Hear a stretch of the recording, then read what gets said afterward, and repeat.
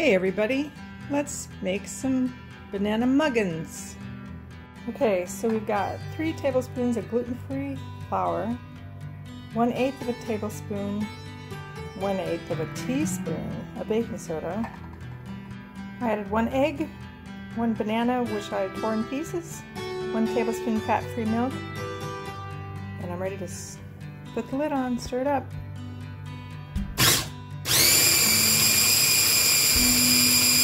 Okay, they're ready to go in the microwave.